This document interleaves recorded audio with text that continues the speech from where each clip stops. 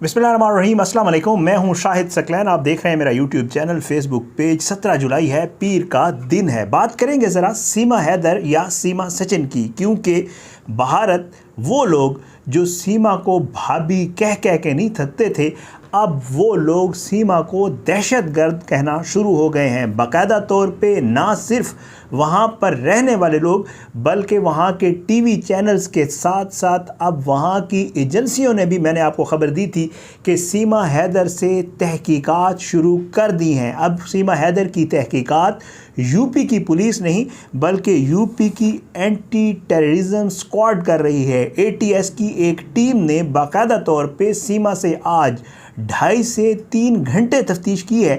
इस 2.5 से 3 घंटे तफ्तीश में क्या कुछ पूछा गया है, आज की इस वीडियो में वो सारी चीज़ें आपके सामने रखूँगा। वो कौन से 10 सवालात हैं जो सीमा से पूछे गए हैं, और उन सवालात के सीमा ने जो जवाब दिए हैं वो भी कुछ आपके साथ शेयर करूँगा जो मुझे पता चले हैं। लेकिन साथ साथ एक वीडियो भी आपको दिखाऊँगा कि आखिर सीमा की ये जो पुलिस से तफ्तीश है वो एंटी टेररिज्म स्क्वाड को क्यों दी गई है। वहाँ पर मौजूद जो एजेंसियों के साबिक रिटायर्ड लोग हैं उनकी आपको वीडियो दिखाऊंगा कि वो इस हवाले से क्या समझते हैं कि आखिर ये तफ्तीश पुलिस से लेकर यूपी एटीएस को क्यों दी गई है, ये सारा मामला क्या है। आपको पता है कि सीमा मुख्तलिफ इंटरव्यूज़ देती रही, आंसू बहाती रही, बहुत कुछ करती रही, लेकिन ये चीज़ें अब उसके लिए गले की हड्डी बन गई हैं। और वहाँ पर जाना, जो वो ये सोच रही थी कि शायद उसे बहुत ज़बरदस्त तरीके से वेलकम किया जाएगा, ना सिर्फ उसके लिए बल्कि सचिन के लिए और उसके वालिद के लिए और उनकी फैमिली के लिए भी मुसीबत बनता जा रहा है।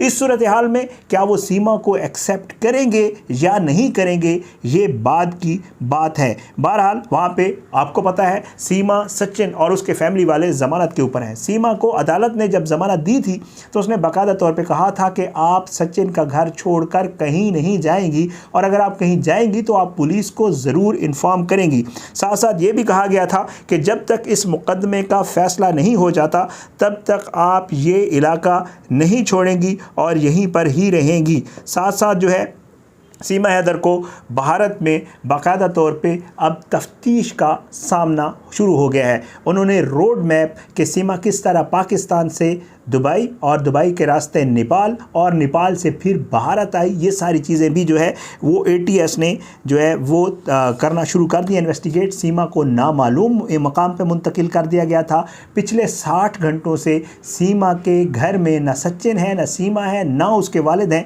बल्कि अगर वहाँ पे जाके सहाफ़ी दरवाज़ा भी बजाते हैं तो अंदर से कोई दरवाज़ा नहीं खुलता। ये एक वीडियो में मैं आपको पहले भी बता चुका हूँ। ये सारी सूरत हाल चल रही है वहाँ पर। अब तफ्तीश में क्या कुछ है, ये सारी चीज़ें, क्या जो यूपी की एटीएस है वो क्या करने जा रही है, नोएडा पुलिस क्या करने जा रही है, नोएडा पुलिस ने किस तरह यूपी एटीएस से मदद मांगी, क्या कुछ खंगाला जा रहा है, आगे चल के आपको बताता हूँ। और वो 10 सवालात भी बताता हूँ जो सीमा से इन्वेस्टिगेशन में पूछे गए।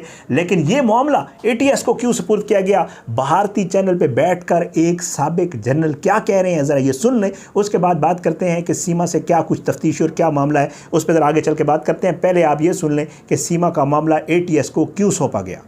एटीएस की जो एंट्री हुई है इस बात को दर्शाती है कि अब एडमिनिस्ट्रेशन, सरकार, उत्तर प्रदेश सरकार और केंद्रीय सरकार के भी स्तर पे ये इंडिकेशंस उनके थॉट प्रोसेस में मिल रहा है कि ये टेरर का हिस्सा है। ये जो है सीमा, ये पाकिस्तान की भेजी हुई आईएसआई एजेंट है।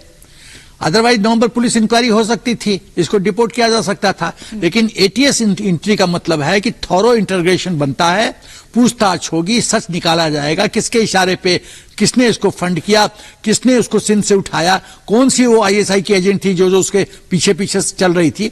एक औरत 4 बच्चों के साथ इतने धड़ल्ले से अंग्रेजी बोलती है, हिंदी बोलती है, यूपी का डायलेक्ट बोलती है, ये सामान्य औरत नहीं है। ये पूरी तरह से, मेरा अपना अनुमान है, कम से कम 6 महीना को कि इसकी ट्रेनिंग दी गई है आईएसआई के द्वारा। किस प्रोफेशनल तरीके से बोलती है, नौटंकी करती है। कैमरा के सामने देखिए लेवल ऑफ कॉन्फिडेंस। सीमा से इन्वेस्टिगेशन के लिए यूपी की पुलिस ने एक चिट्ठी लिखकर बाकायदा तौर पे एंटी टेररिज्म जो उनका डिपार्टमेंट है उसको कहा था कि आप लोग तफ्तीश करें। यह भी कहा जा रहा है कि इसका मकसद मोबाइल डेटा खंगालना, रोड मैप तैयार करना, किस किस से कितनी दफ़ा उसने बात की, और ये सारे मामला जो हैं उसका सुराग लगाया जाएगा। ये भी कहा जा रहा है कि ये कहीं प्यार की कहानी के बजाय कोई साजिश तो नहीं है, भारतीय इससे डर गए हैं।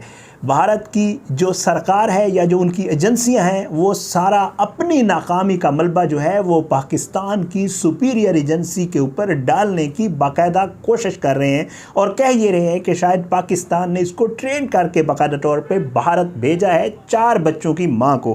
बहरहाल ये सारा मामला तो एक तरफ चल रहा है।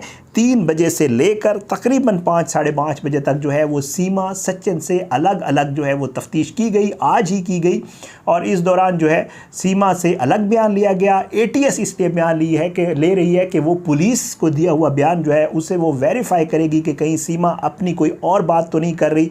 इसको रीचेक किया जा रहा है। 2 अलग अलग बयानात लेके, सचिन को अलग है, सीमा को अलग है, उसके वालिद को अलग रख के सारी कहानी दोबारा पूछी जा रही है। सारी कहानी दोबारा पूछी गई और उनसे उस चीज़ को वेरीफाई करने की कोशिश की जा रही है। अब आपको ये बताता हूँ कि जी ये भी चेक किया जा रहा है कि सीमा को किसी ने फ़ंड तो नहीं किया, किसने दुबई भेजा, किसने मदद की, ये सारी चीज़ें। लेकिन 10 सवालात जो सीमा से पूछे गए वो तो मैंने आपको बताने हैं ना, वो सवालात भी आपको बता देता हूँ और आगे चल के थोड़ी बात भी करेंगे। पहला सवाल, सीमा भारत से पाकिस्तान से भारत कैसे आई, पहला सवाल ये पूछा गया। दूसरा सवाल, पाकिस्तान से दुबई और फिर नेपाल कैसे गई, ये पूछा गया। तीसरा सवाल, भारत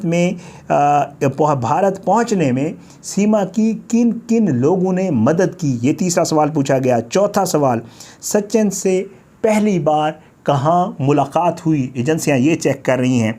पाँचवा सवाल, उसमें कि जी 3 मोबाइल फ़ोन और 5 सिम ये जो है कैसे इस्तेमाल करती रही सीमा, ये भी पूछा जा रहा है।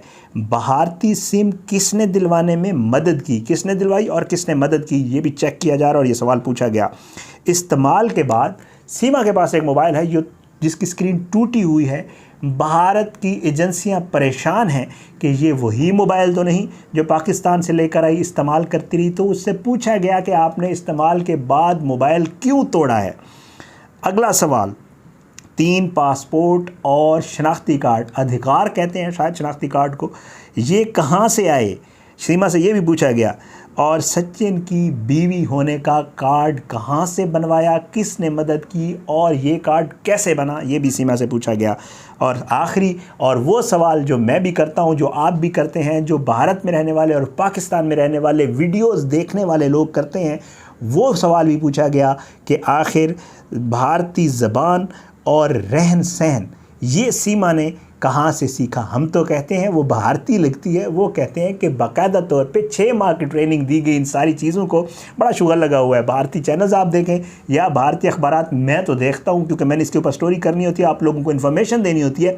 लेकिन साथ साथ अगर आपने इंजॉय भी करना है, अगर आपको लगता है कि आपने थोड़ा सा हंसना है, तो वहाँ पर जो धमाके किए जाते हैं इधर उधर ग्राफिक्स चला के और जिस तरह म्यूज़िक के साथ सीमा को और सचिन को दिखाकर खबरें पढ़ी जा रही हैं और ख़बरें बयान की जा रही हैं, वो भी अलग एक साइंस है जो वहाँ पे की जा रही है। बहरहाल ये सारी इन्फॉर्मेशन, ये सारी चीज़ें चल रही हैं। भारत में सीमा को लेकर लेटेस्ट इन्फॉर्मेशन जो है वो सारी यहाँ तक है।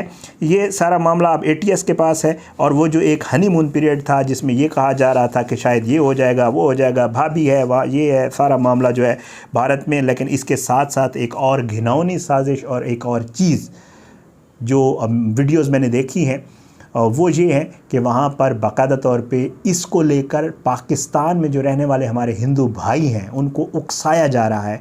और ये भी कहा जा रहा है कि पाकिस्तान में उन चैनल्स के ऊपर दिखाया जा रहा है कि पाकिस्तान में हिंदुओं के साथ कोई अच्छा सलूक नहीं किया जा रहा है इस सीमा वाले मामले को लेकर। तो मैं ये कहता हूँ कि हमारे यहाँ अल्लाह का शुक्र है, पाकिस्तान में तमाम मज़ाहिब को आज़ादी हासिल है। वो चाहे अपने मंदिरों में जाएं, चाहे वो अपने गिरजा घरों में जाएं या चाहे वो अपनी मस्जिदों में जाएं, अल्लाह का शुक्र है यहाँ पे ऐसा कुछ नहीं है। और साथ ये भी रिक्वेस्ट करूँगा अपने सिंध में रहने वाले यूट्यूबर भाइयों को कि वो वहाँ ज़रूर जाएं और मंदिरों में जाके लोगों से पूछें कि सीमा के मामले के बाद उनको कोई मुश्किलात तो नहीं है, क्योंकि वहाँ पर बाकायदा तौर पर पेड लोगों को इंडिया में खड़ा करके मंदिरों के सामने ये करवाया जा रहा है कि पाकिस्तान में ये हो रहा है और हमारे हिंदू भाइयों को मुश्किलात हैं। कोई ऐसी बात नहीं है, और अगर कोई ऐसी बात है तो उसके कोई सबूत दें। वैसे तो मैं भी बात कर सकता हूँ और आपके तो सबूत भी हैं कि आपके मुल्क में पाकिस्तान मुसलमानों के साथ क्या कुछ हो रहा है, उसकी वीडियोज़ भी मौजूद हैं। इस पर कभी फिर बात करेंगे। सीमा सचिन को लेकर ये जो प्यार की कहानी थी, अब वो दहशतगर्दी की तरफ किस तरह कन्वर्ट हो रही है, आज की इस वीडियो में आपको बताना था। अगली वीडियो में फिर मुलाकात होगी इंशाअल्लाह कुछ मज़ीद चीज़ों के साथ। दुआएं इजाज़त दें, अपनी दुआ में याद रखा करें। अल्लाह पाकिस्तान का हामी नासिर हो, इसके खिलाफ साजिशें करने वालों को नस्तानाबूद करे, ज़ालिमों को इबरत का निशान बनाए, मज़लूमों को इंसाफ मिले। इजाज़त दें, अगली वीडियो में मुलाकात होगी। पाकिस्तान जिंदाबाद। अल्लाह हाफिज़।